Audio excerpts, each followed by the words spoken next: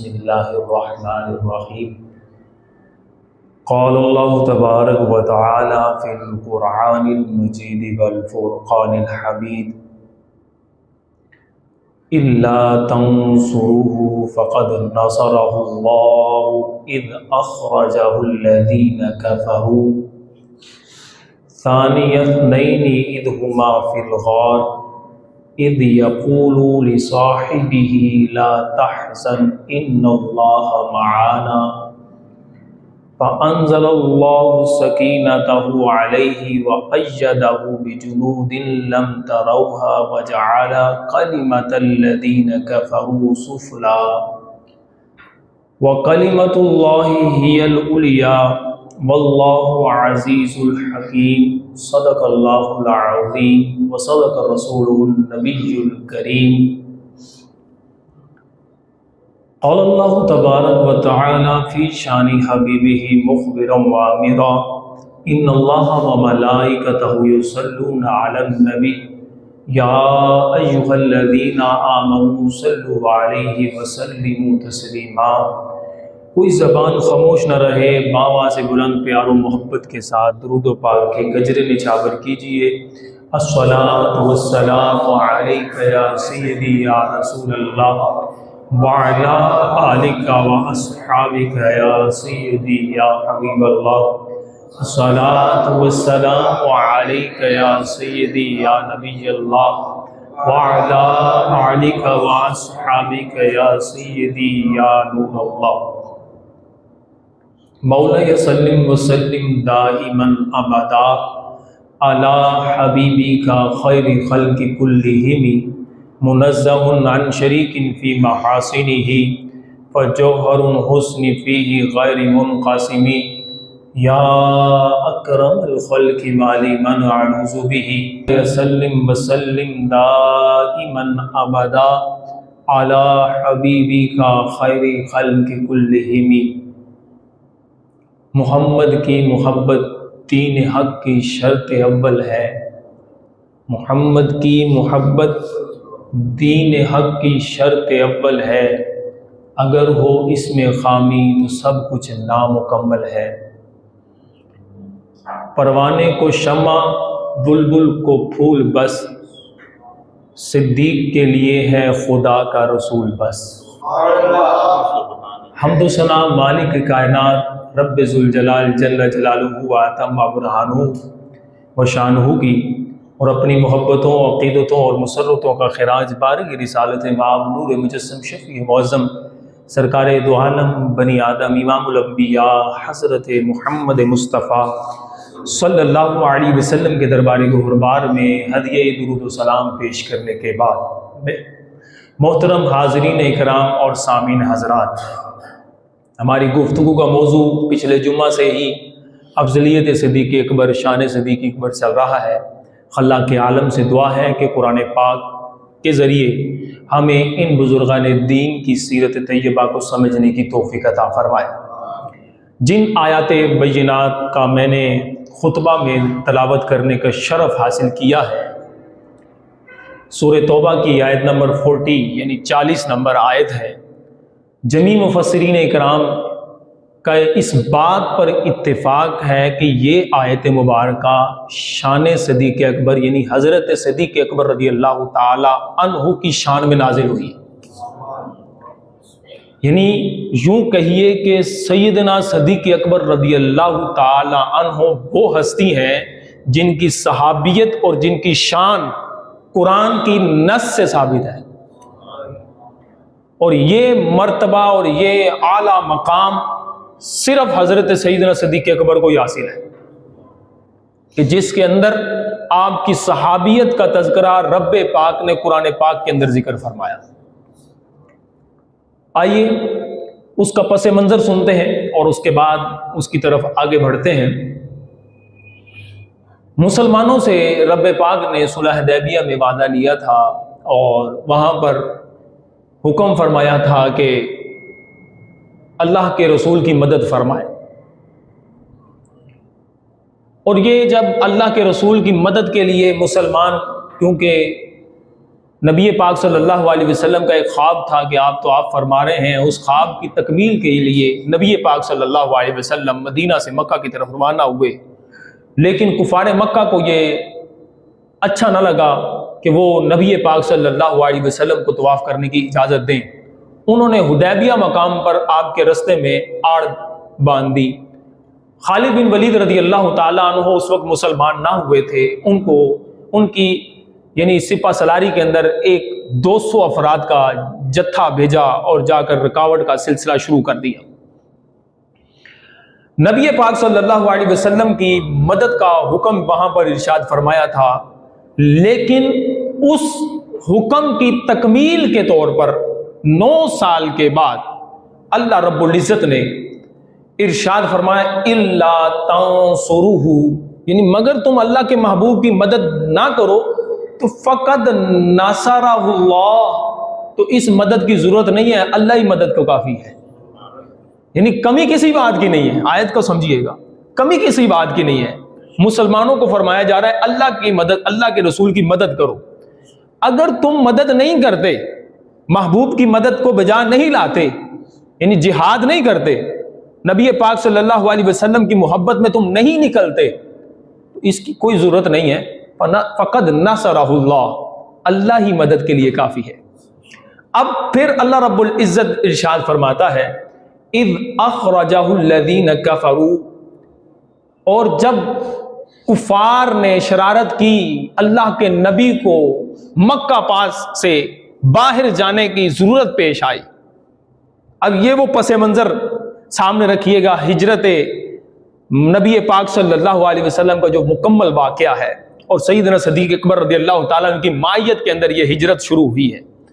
اللہ فرماتا ہے اذ اخرجہ الذین کفروا، کفار کی شرارت سے جب نبی پاک صلی اللہ علیہ وسلم کو وہاں سے تشریف لے جانا ہوا، ثانیت نہیں، دو میں سے دوسرا۔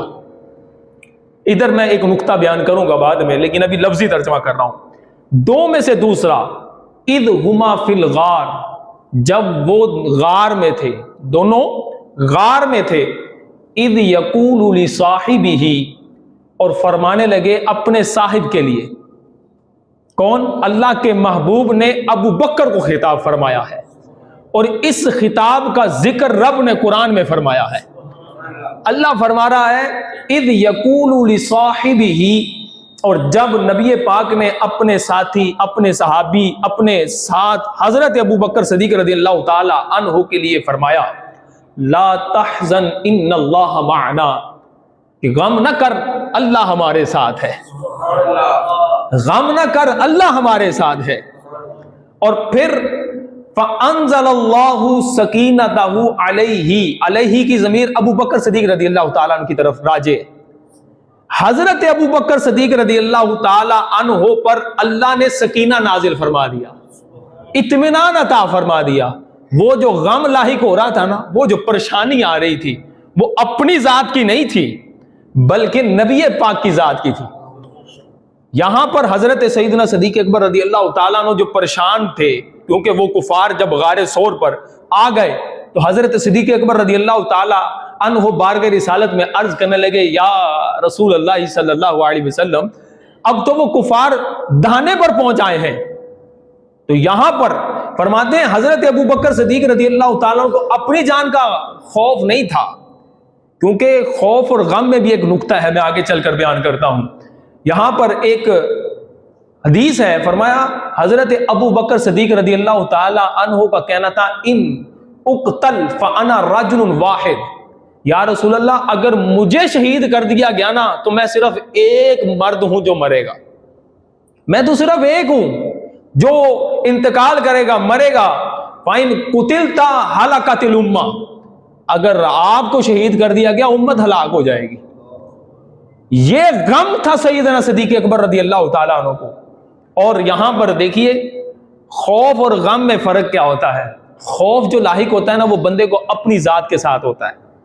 میں 4 پیسے اکٹھے کر کے جا رہا ہوں تو رستے میں مجھے خوف ہوگا کوئی ڈکیتی نہ کر لے، یعنی اپنے بارے میں جو ذات کے ساتھ لاحق ہوتا ہے وہ خوف ہے، جو بندے کو پریشانی ہوتی ہے۔ گھر میں مال رکھ کے آئے تو کسی کو پتہ نہ چل جائے، اس کو کہتے ہیں خوف۔ اور کسی دوسرے کے بارے میں جب کوئی معاملہ ہو جائے اور اس کی پریشانی لاحق ہو تو اس کو کہتے ہیں غم. میرے نبی پاک صلی اللہ علیہ وسلم کو پتا تھا کہ میرا یار میرے بارے سے پریشان ہے، اس لیے قرآن کے الفاظ دیکھیے، اللہ کے محبوب نے فرمایا لا تحزن ان اللہ معنا، او یار غم نہ کر، اللہ ہمارے ساتھ ہے، اللہ ہمارے ساتھ ہے. آقا کو پتا تھا یہ جو صدیق کی حالت غیر ہو رہی ہے یہ اپنی وجہ سے نہیں، میری وجہ سے ہو رہی ہے. اللہ اکبر. آگے چلیے، اللہ تعالیٰ نے حضرت ابو بکر صدیق رضی اللہ تعالیٰ عنہ پر سکینہ نازل فرما دیا. وَأَيَّدَهُ بِجُنُودٍ لَمْ تَرَوْهَا، اور اللہ رب العزت نے ایک ایسے لشکر کے ساتھ مدد فرمائی. وہ لشکر کون سا تھا؟ فرشتوں کا لشکر تھا. رب نے ان کی فرشتوں کے لشکر کے ذریعے مدد فرمائی. لم تروہا، اس کو تم نے نہیں دیکھا، اس لشکر کو تم نے نہیں دیکھا. اب یہاں پر دیکھیے گا فرشتوں نے مدد کیا کی.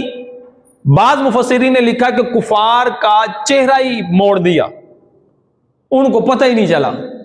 اور بعض نے لکھا ہے کہ ان کو ان کی عقلوں پر پردے ڈال دیے گئے، یعنی اس طرح گھیر لیا گیا کہ ان کو اس طرف جانے کی ضرورت ہی نہ پیش آئی. اس طرح رب نے مدد فرمائی. پھر کیا ہوا؟ وَجَعَلَ كَلِمَةَ الَّذِينَ كَفَرُوا سُفْلًا، تو وہ کفار کا جو باتیں تھیں، کفار کی جو کفر کی علامات تھی، کفر کی جو تبلیغ تھی، وہ اللہ نے نیچے کر دی. سفلا، ان کو گرا دیا. اور پھر کیا ہوا؟ وَكَلِمَةُ اللَّهِ هِيَ الْعُلْيَا، اور اللہ کی باتیں یعنی اللہ کا کلام، یعنی رب پر ایمان لانا، اسلام کی باتوں کو ماننا، رب نے اس کو بلندی عطا فرمائی، وہ بلند بالا ہو گیا. واللہ عزیز حکیم، اور اللہ غالب حکمت والا ہے.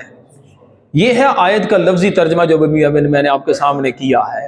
اگر میں اس کے نکات بیان کروں تو یہاں پر بعض لوگ اعتراض کرتے ہیں کہ حضرت ابو بکر صدیق رضی اللہ تعالی عنہ جو تھے وہ نبی پاک کے ساتھ جو گئے تھے وہ جسوس کے سلسلے میں نعوذ باللہ تعالی گئے تھے. ان کے منہ میں خاک جو سیدنا صدیق اکبر رضی اللہ تعالیٰ عنہ کے بارے میں اس طرح کے کلام کرتے ہیں. او یارو دیکھو تو صحیح، حضرت ابو بکر صدیق رضی اللہ تعالیٰ عنہ وہ ہستی ہیں کہ جو اس وقت نبی پاک صلی اللہ علیہ وسلم کے ساتھ موجود ہیں کہ جب نبی پاک صلی اللہ علیہ وسلم ہجرت فرما رہے ہیں، ایک جماعت صحابہ بھی نبی پاک صلی اللہ علیہ وسلم کی معیت میں موجود ہے. اور خالی یہ نہیں، مفسرین نے لکھا وہاں پر حضرت ابو بکر سے زیادہ قریبی رشتہ دار، نسبی تعلق والے صحابہ بھی موجود تھے، لیکن میرے آقا علیہ الصلوۃ والسلام نے ہم رکابی کا جو شرف عطا فرمایا وہ ابو بکر کو عطا فرمایا. اس سے یہ پتا چلا کہ ان جمیع صحابہ کرام میں سے افضل حضرت ابو بکر صدیق ہی تھے، جن کو میرے آقا علیہ الصلوۃ والسلام نے اپنے ساتھ سفر کرنے کا انتخاب کا شرف عطا فرمایا.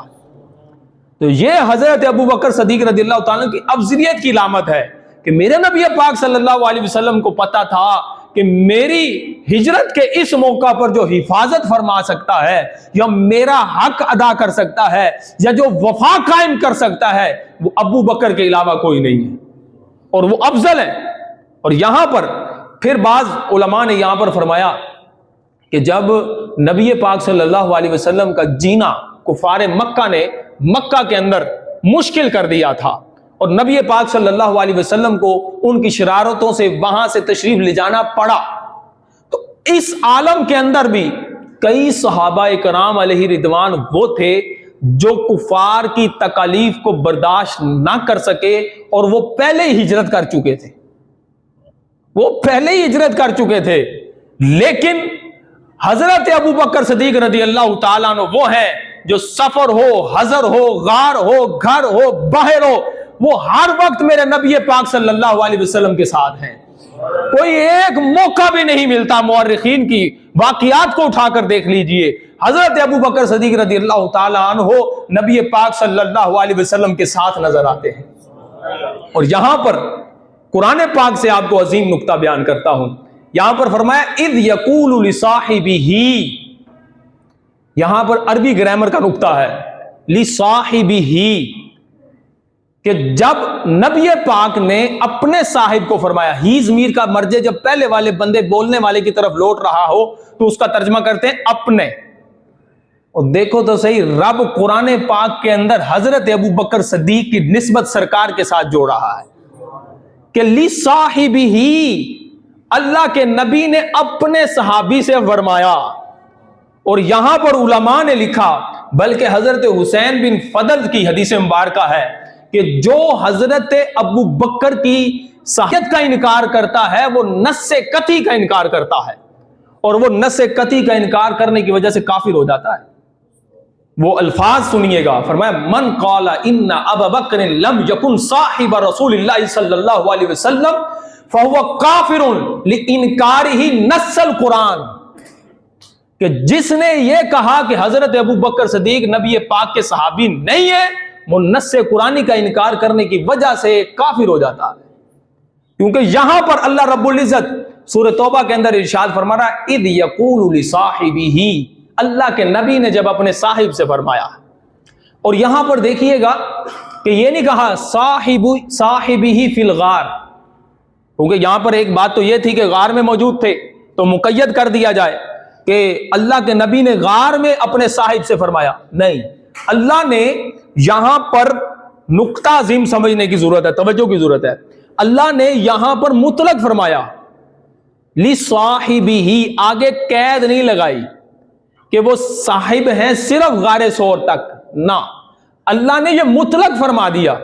تو اس سے علماء فرماتے ہیں اس سے پتہ چلا کہ رب کے مطلقہ حکم سے یہ ثابت ہو رہا ہے کہ حضرت ابو بکر صدیق رضی اللہ تعالی عنہ کی سیرت اگر ماضی میں دیکھی جائے تو بھی سرکار کے ساتھ نظر آتے ہیں، اگر حال میں دیکھا جائے تو غار ثور میں بھی سرکار کے ساتھ ہے، اور اگر مستقبل میں دیکھا جائے تو وہ لصاحبی کا نتیجہ آج تک نہیں بلکہ قیامت تک سرکار کے ساتھ ہے. وہ قیامت تک نبی پاک صلی اللہ علیہ وسلم کے ساتھ ہیں.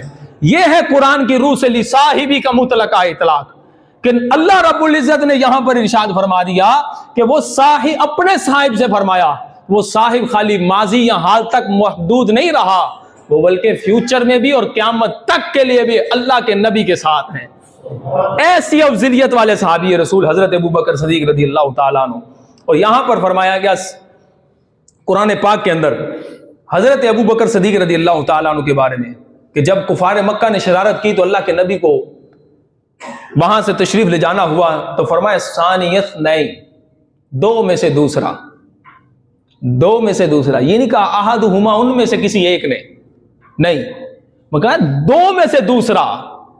یہاں پر مفسرین نے لکھا کہ یہ ثانویت کی نسبت یا تو اللہ کے رسول ہیں یا اللہ کے رسول کے یار ابو بکر ہیں.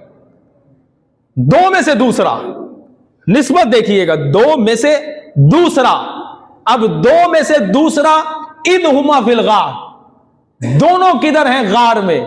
یہاں پر فرمایا جا رہا ہے کہ دو میں سے دوسرے کی نسبت کی یہ اعزاز اور یہ اعجاز سیدنا صدیق اکبر کو یہ ثانویت ایسی حاصل ہے کہ نبی پاک صلی اللہ علیہ وسلم کے اس صحابی کی ثانویت کو اللہ رب العزت نے بیان فرما دیا تھا کہ جس طرح سرکار علیہ الصلوۃ والسلام اس وقت امت مسلمہ کے رہبر اور اسوہ حسنہ کے لیڈر ہیں، اسی طرح نبی پاک صلی اللہ علیہ وسلم کے وصال ظاہری کے فرمانے کے بعد بھی ثانوی حیثیت افضل تمام امت میں سے بعد الاعظم انبیاء حضرت سیدنا صدیق اکبر رضی اللہ تعالیٰ عنہ خلیفہ ہوں گے. اور پھر اس ثانویت کو اللہ رب العزت نے مزید کھول کر یوں بیان فرمایا کہ یہ ثانویت ایسے نہیں ادھر تک خلیفہ مسلمین ہونے تک محدود اور مقید نہیں ہوگی، بلکہ جب آقا علیہ الصلوۃ والسلام صاحب مزار ہوں گے اس کے بعد دوسرا جو آئے گا وہ بھی ابو بکر ہوگا. یہ ثانویت کا امتیاز ہے، دو میں سے دوسرا. اور سیدنا صدیق اکبر رضی اللہ تعالیٰ عنہ، اللہ اکبر، یہ میں نے آپ کے سامنے نقطہ بیان کر دیا، لا تحزن ان اللہ معنا. اور اللہ رب العزت نے جب یہ نبی پاک صلی اللہ علیہ وسلم نے حضرت ابو بکر صدیق رضی اللہ تعالیٰ عنہ کو تسلی دینا تو آپ غم نہ کریں، اللہ ہمارے ساتھ ہے. تو یہاں پر بھی علماء فرماتے ہیں معنا کا ذکر آیا ہے، نبی پاک نے یہ نہیں فرمایا معی، اللہ میرے ساتھ ہے، یعنی یوں نبی پاک صلی اللہ علیہ وسلم نے وہاں پر بھی تذکرہ کرتے ہوئے اپنے صاحب غار اور صاحب مزار سیدنا صدیق اکبر رضی اللہ تعالی عنہ کو نہیں بھولے، فرمایا غم نہ کر، اللہ ہمارے ساتھ ہے۔ اور مفسرین فرماتے ہیں اللہ رب العزت کا ساتھ مل جانا یہ اس بات پر دلالت ہے کہ سیدنا صدیق اکبر رضی اللہ تعالی عنہ امت مسلمہ میں سب سے زیادہ افضل ہیں۔ یہ افضلیت صدیق اکبر پر ایک نقطہ ہے۔ اور سیدنا صدیق اکبر رضی اللہ تعالی عنہ کمال کے صحابی ہیں، ان کی صحابیت پر تو شک نہیں کیا جا سکتا۔ اگر کوئی شک کرتا ہے یا کوئی اس طرح کا اول فول بکتا ہے وہ قرآن کی نص سے قطعی کا انکار کرتا ہے، کیونکہ لصاحبہ کا اطلاق مفسرین نے سیدنا صدیق اکبر رضی اللہ تعالی عنہ کو ہی فرمایا۔ اور پھر یہاں پر یہ بھی ہے کہ غار ثور میں اس ہجرت کے واقعہ کے اندر سیدنا صدیق اکبر رضی اللہ تعالیٰ عنہ بھی موجود تھے، تو پھر محبت بھی دیکھیے تو سیدنا صدیق اکبر رضی اللہ تعالیٰ عنہ کی کمال تھی۔ وہ ایسی محبت تھی کہ محمد کی محبت دین حق کی شرط اول ہے، اگر ہو اس میں خامی تو سب کچھ نامکمل ہے۔ وہ ایسی محبت تھی، کیسی کہ سیدنا صدیق اکبر رضی اللہ تعالیٰ عنہ جب غار ثور میں پہنچے نا، تو اس وقت غار ثور میں داخل ہونے سے قبل سیدنا صدیق اکبر رضی اللہ تعالیٰ عنہ بارگاہ رسالت میں عرض کرنے لا تدخلوہ ادخلو قبلک، کہ یا رسول اللہ، اللہ کی قسم آپ پہلے داخل نہیں ہوں گے بلکہ آپ سے پہلے میں داخل ہوں گا۔ کس لیے؟ فرمایا اس لیے کہ اگر وہاں پر کوئی موذی چیز ہو، سانپ ہو، ڈنگ مارنے والا کوئی جانور ہو، وہ نقصان پہنچائے تو سب سے پہلے مجھے نقصان پہنچائے۔ یعنی سیدنا صدیق اکبر رضی اللہ تعالیٰ عنہ کے یہ معاملہ، اور یہ وہ واقعہ ہے کہ حضرت سیدنا فاروق اعظم رضی اللہ تعالیٰ عنہ مشکوٰۃ شریف کی صفحہ نمبر 556 کی حدیث مبارکہ ہے کہ حضرت سیدنا فاروق اعظم رضی اللہ تعالیٰ عنہ کے پاس ایک مرتبہ سیدنا صدیق اکبر کا تذکرہ کیا گیا۔ اللہ اکبر، وہ صحابی ہیں کہ جن کے بارے میں میرے نبی پاک نے فرمایا اگر میرے بعد کوئی نبی ہوتا تو فاروق اعظم ہوتے۔ خلیفہ ثانی، خلیفہ دوم حضرت عمر فاروق اعظم رضی اللہ تعالیٰ عنہ، آپ کے پاس سیدنا صدیق اکبر کا تذکرہ ہوتا ہے، ذکر پاک سیدنا صدیق اکبر کا ہوتا ہے، آنکھوں سے آنسو جاری ہو جاتے ہیں۔ فرماتے ہیں کاش کہ میری ساری زندگی کی نیکیاں حضرت ابو بکر کے ایک دن اور ایک رات کی نیکی کے برابر ہوتی۔ اللہ اکبر، وہ ایک رات کی نیکی کون سی تھی؟ وہی غار ثور کا واقعہ تھا۔ وہ غار ثور کا واقعہ جس میں 3 دن 3 راتیں سیدنا صدیق اکبر نے اپنے محبوب کی مائیت میں گزارے تھے۔ اللہ اکبر، اور فرمائے عرض کرنے لگے واللہ لا تدخلوہ ادخلوا قبلک، یا رسول اللہ، اللہ کی قسم آپ پہلے داخل نہیں ہوں گے، پہلے میں داخل ہوں گا۔ اگر کسی موذی چیز نے نقصان پہنچانا ہو تو پہلے مجھے نقصان پہنچائے۔ اور مفسرین نے یہاں پر لکھا اسی آیہ مبارکہ کے تحت، سورہ توبہ کی آیت نمبر 40 کے تحت فرمایا کہ سیدنا صدیق اکبر اندر گئے، صفائی ستھرائی تھی، اور جو سوراخ وغیرہ تھے اس کے پاس اپنے پاس جو کپڑا موجود تھا اس کو پھاڑ پھاڑ کر اس کو فل کرتے رہے۔ محبت دیکھیے، پروٹوکول دے رہے ہیں میرے نبی پاک صلی اللہ علیہ وسلم کو، کون؟ سیدنا صدیق اکبر آنے سے قبل اہتمام فرما رہے ہیں، اور فرماتے ہیں کہ 2 سوراخ ایسے رہ گئے کہ جس کے بند ہونے کے لیے کپڑا ختم ہو چکا تھا۔ سیدنا صدیق اکبر رضی اللہ تعالیٰ عنہ نے وہاں پر اپنی ایڑیاں رکھ دی اور بارگاہ رسالت میں عرض کرنے لگے فدا کا ابی و امی، میرے ماں باپ آپ پر قربان، اندر تشریف لے آئیے۔ حضرت صدیق اکبر رضی اللہ تعالیٰ عنہ بھی اندر ہیں، میرے نبی پاک صلی اللہ علیہ وسلم بھی اندر جلوہ فروز ہیں۔ تو اسی عالم میں میرے نبی پاک صلی اللہ علیہ وسلم حضرت صدیق اکبر رضی اللہ تعالیٰ عنہ کے رانوں پر سر رکھ کے آرام فرمانے لگ گئے۔ اگر غم ہوتا، خوف ہوتا تو نیند کس چیز کی؟ اس بات کا پتہ ہے کہ یہاں پر صدیق اکبر رضی اللہ تعالیٰ عنہ کا امتحان لیا جا رہا ہے، اور وہ عاشق صادق اور عاشق اکبر ایسا ہے کہ ایسا امتحان میں کامیاب ہوا۔ ایڑیاں جب رکھی ہوئی تھی، انہی سوراخوں میں سے ایک موذی جانور نے آپ کو ڈنگ مارا، لیکن صدیق اکبر رضی اللہ تعالیٰ عنہ پہلے ہی قسم کھا چکے تھے، یا رسول اللہ، میرے ماں باپ آپ پر قربان۔ آپ نے اس ڈنگ کھانے کے باوجود اپنے آپ کو حرکت نہ دی کہیں جانے کائنات کی نیند میں خلل نہ آ جائے۔ اللہ اکبر، آقا علیہ الصلوۃ والسلام کے آرام میں خلل نہ آ جائے، حرکت نہ دی اپنے آپ کو۔ لیکن کیا کروں، تب بات تقاضا بشریت سیدنا صدیق اکبر رضی اللہ تعالی عنہ کے آنسو مبارک گرنا شروع ہو گئے، کیونکہ اس ڈنگ کی تکلیف کی وجہ سے اس کا اظہار آنکھوں سے ہوا۔ میرے نبی پاک صلی اللہ علیہ وسلم پر جب حضرت سیدنا صدیق اکبر رضی اللہ تعالی عنہ کے آنسو کے قطرات گرے، میرے آقا علیہ الصلوۃ والسلام بیدار ہوئے، فرمایا اے ابو بکر کیا معاملہ ہے، کیا ماجرا ہے، کیوں آنسو برسا رہے ہو؟ عرض کرتے ہیں تو یا فدا کا ابی و امی، عرض کرتے ہیں یا رسول اللہ میرے ماں باپ آپ پر قربان، مجھے سانپ نے ڈس لیا ہے۔ لدغتو یہاں پر زہریلا سانپ ہے کہ فرمایا مجھے ڈس لیا ہے، فدا کا ابی و امی، ساتھ ماں باپ بھی قربان کر دیے۔ تو نبی پاک صلی اللہ علیہ وسلم بیدار ہوئے، آقا علیہ الصلوۃ والسلام نے لعاب دہن سیدنا صدیق اکبر کے اس ڈنگ والی جگہ پر لگایا، فرماتے ہیں فوراً ہی آرام آ گیا۔ حضرت ابو بکر صدیق رضی اللہ تعالیٰ عنہ اسی ڈنگ کی وجہ سے بعد میں اس کے اثرات ظاہر ہوئے، آپ کا وصال ہوا۔ اور دوسری بات جو حضرت سیدنا عمر فاروق اعظم رضی اللہ تعالیٰ نے فرمایا دین کا عمل، میری ساری نیکیاں اس کے برابر ہو جائیں، وہ دین کا عمل کون سا تھا؟ جب نبی پاک صلی اللہ علیہ وسلم کا وصال ظاہری ہوا تو کچھ مسلمان جو ہوئے تھے وہ مرتد ہو گئے اور زکوٰۃ کے انکاری ہو گئے، زکوٰۃ نہیں دینی۔ آج کل مال کی محبت بڑی بندے کو دل پر گھر کر جاتی ہے، تو زکوٰۃ دینے کی باری آتی ہے ہیلے بہانے کرنا شروع کر دیتا ہے۔ تو اس وقت جو کفار نئے نئے مسلمان ہوئے تھے، مسلمان ہونے کے بعد جب ان کو پتا چلا کہ نبی آخر زمان صلی اللہ علیہ وسلم کا وصال ظاہری ہو گیا ہے، وہ دوبارہ اپنے مذہب کی طرف پلٹ گئے، مرتد ہو گئے اور انہوں نے زکوٰۃ کا انکار کر دیا۔ تو حضرت ابو بکر صدیق رضی اللہ تعالیٰ عنہ نے سخت لہجے کے ساتھ ان سے کلام فرمایا اور فرمانے لگے کہ اگر ان پر رسی کا ایک سرا بھی لازم ہو تو میں پھر بھی وہ اگر نہ دے تو میں ان کے ساتھ جہاد کروں گا، اس قدر سختی فرمائی۔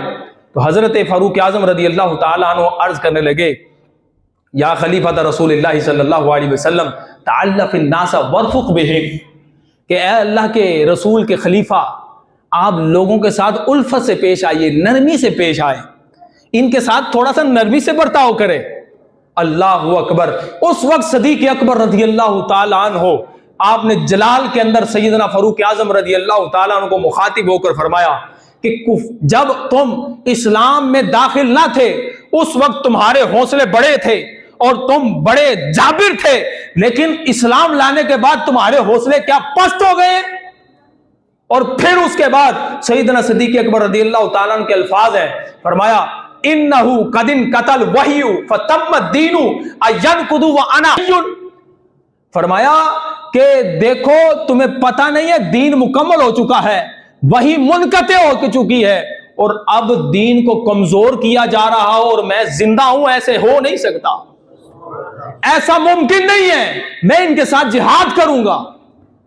پتہ چلا کہ سیدنا صدیق اکبر رضی اللہ تعالی عنہ نے اپنے جو اسلام کے فیصلے ہو چکے تھے اس پر بھی کارآمد رہے، کوئی جاتا ہے چلا جائے، لیکن جو اسلام نے فیصلہ فرما دیا ہے اس سے ہرگز منہ نہیں موڑا جائے گا، اس سے نہیں پھیلا جائے گا۔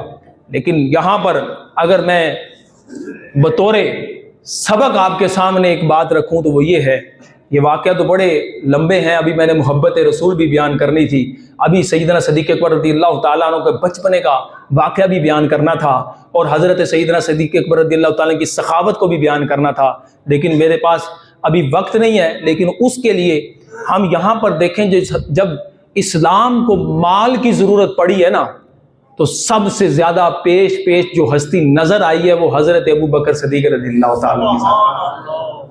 ما بقیت لأہلک، نبی پاک نے حضرت عمر سے پوچھا نا گھر کے لیے کیا چھوڑ کے آئے ہو؟ حضرت عمر عرض کرنے لگے یا رسول اللہ گھر والوں کے لیے آدھا مال چھوڑ آیا ہوں۔ تو جب حضرت ابو بکر صدیق رضی اللہ تعالیٰ عنہ حاضر ہوئے، فرمایا اے ابو بکر گھر کے لیے کیا چھوڑ کے آئے ہو؟ کہا ابقیت لہم والرسول، میرے لیے اور گھر والوں کے لیے اللہ اور اللہ کا رسول ہی کافی ہے۔